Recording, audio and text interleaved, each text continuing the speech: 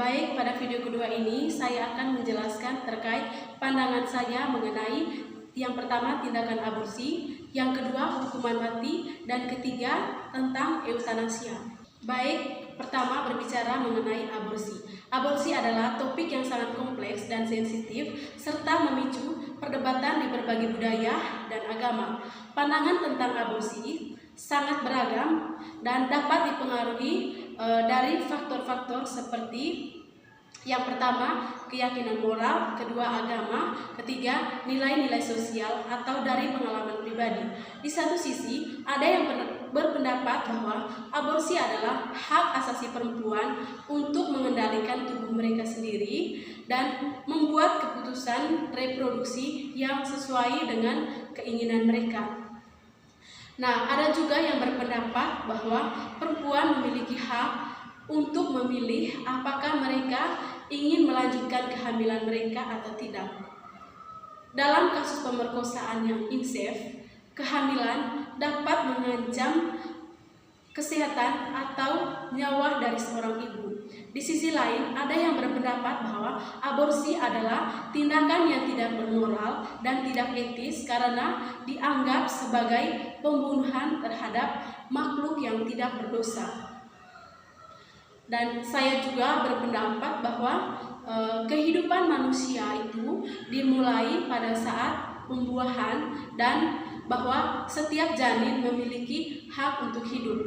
Nah, penting untuk kita ketahui bahwa tindakan aborsi tidak ada jawaban yang mudah atau benar terkait tindakan aborsi. Setiap individu harus memiliki keputusan sendiri berdasarkan keyakinan dan dari nilai-nilai mereka sendiri. Materi kedua tentang hukuman mati. Hukuman mati adalah topik yang sangat kompleks dan kontroversial yang memicu perdebatan yang sengit di berbagai belahan dunia.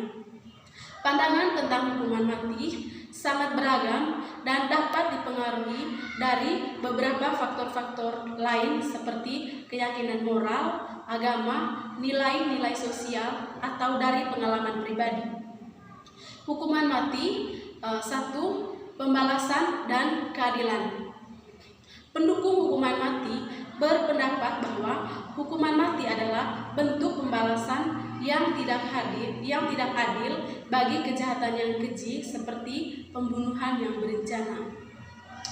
Mereka percaya bahwa pelaku kejahatan sangat kejam dan harus membayar dengan nyawa mereka sebagai bentuk keadilan bagi korban atau keluarga mereka. Yang kedua, efek jerah dari hukuman mati dianggap sebagai pencegahan kejahatan yang efektif karena memberikan konsekuensi paling berat bagi pelaku kejahatan.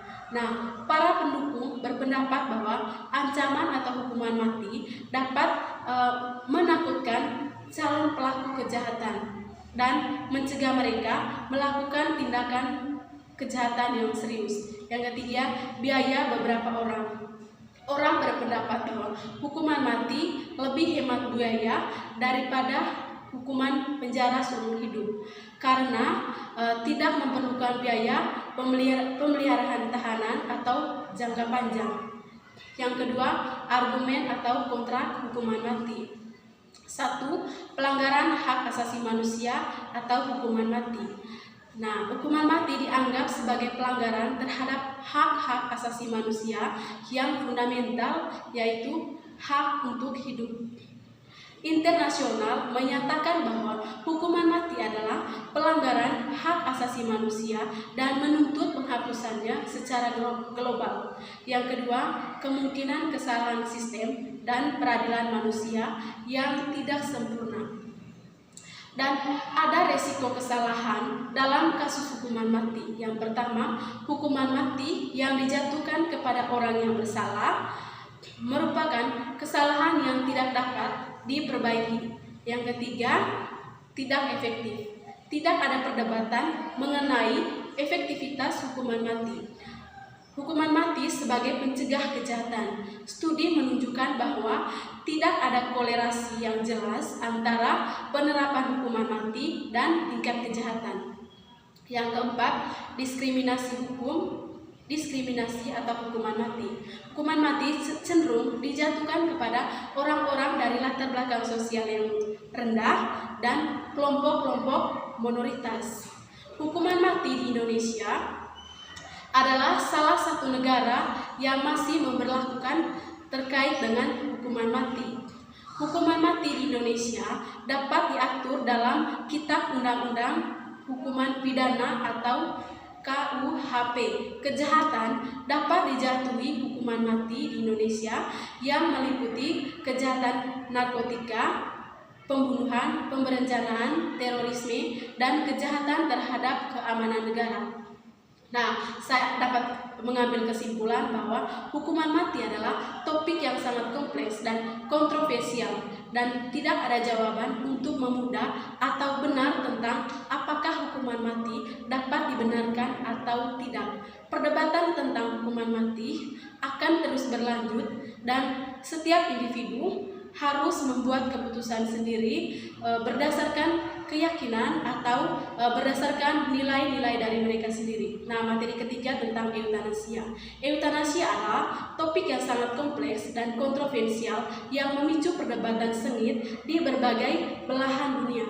Pandangan tentang eutanasia sangat beragam dan dapat dipengaruhi oleh beberapa faktor seperti keyakinan moral, agama, nilai-nilai sosial, dan dari pengalaman pribadi. Pengertian eutanasia adalah tindakan mengakhiri hidup seseorang untuk meringankan rasa sakit dan penderitaan yang tertahankan.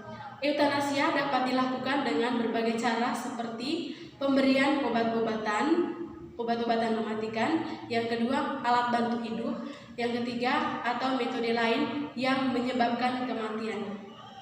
Adapun jenis-jenis eutanasia dapat diklasifikasikan berdasarkan beberapa kriteria. Yang pertama, berdasarkan kehendak pasien. 1. Eutanasia sukarela. Pasien secara sadar dan sukarela meminta untuk mengakhiri hidupnya.